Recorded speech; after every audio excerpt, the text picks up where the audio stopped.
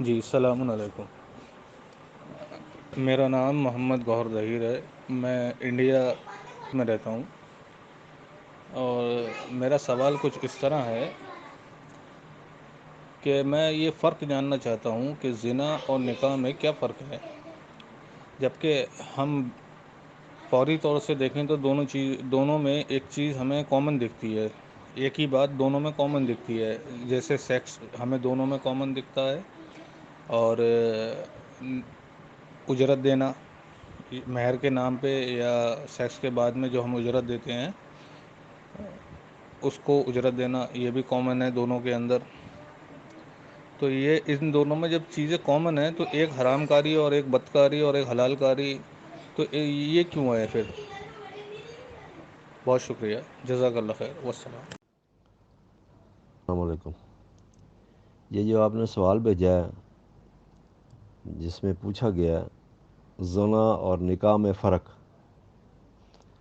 اور اس پر انہوں نے اجرت اور سیکس کے حوالے سے کچھ بات کی ہے کہ مال کے ذریعے سے سیکس ہوتا ہے اور مال کے ذریعے سے نکاح ہوتا ہے۔ تو یہ ایک جو اصطلاح ہے، یہ ایک تاریخی، اور جو تاریخ ہمیں دی ہے، جو ہمیں بتایا گیا لوگوں کے حوالے سے، اس کے اندر تو یہ چیزیں موجود ہیں، لیکن یہ زنا اور نکاح یہ قرآن کی دو اصطلاحات ہیں۔ نکاح جس کا معنی ملانے اور جمع کرنے کے ہیں، گھل مل جانا، اور دوسرا لفظ جو اس کے مقابل انہوں نے پیش کیا ہے وہ زنا۔ یہ دو الگ اصطلاحات ہیں۔ نکاح کا معنی ہوتا ہے ملانا اور جمع کرنا یا گھل مل جانا، آپس میں دو قوموں کا مل جانا، دو افراد کا مل جانا، یا دو جماعتوں کا آپس میں مل جانا، تو یہ اس کے معنی۔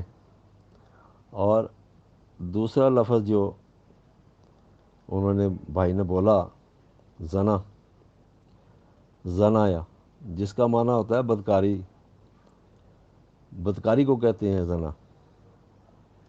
اور سورہ بنی اسرائیل 17 نمبر سورہ، اس کی 32 نمبر آیت جو ہے، اس نے یہ زنا کے معنی نکھار کر رکھ دیے ہیں آپ کے سامنے، واضح کر دیے ہیں۔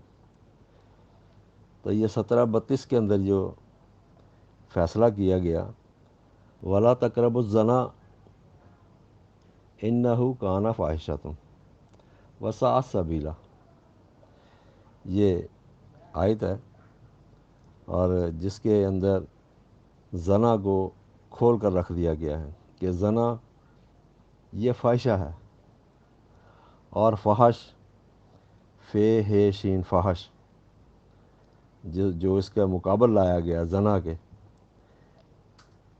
آپ کو سمجھانے کے لیے، آپ کو بتانے کے لیے کہ اس کے معنی کیا ہیں، کہ زنا ہوتا کیا ہے۔ بتا دیا کہ زنا فحش ہے، اور فحش جو ہے حد سے بڑھنا، زیادتی کرنا، حد سے تجاوز کرنا، یہ اس کے معنی ہیں۔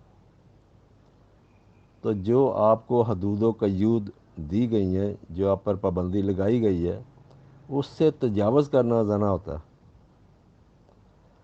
اور جیسے میں نکاح کا میں نے آپ کو معنی بتا دیے کہ جمع کرنا، ملانا، یا آپس میں ضم ہو جانا، تو یہ نکاح ہوتا ہے۔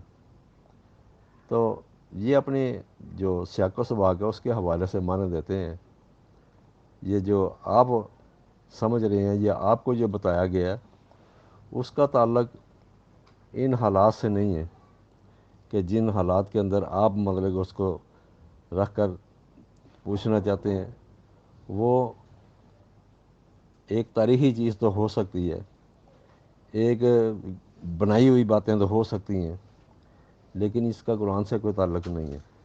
قرآن میں نکاح اور زنا یہ دونوں آپ کے سامنے معنی رکھ دیے ہیں، تو آپ خود غور کر سکتے ہیں کہ نکاح کیا ہوتا ہے اور زنا کیا ہوتا ہے۔ والسلام، بہت شکریہ۔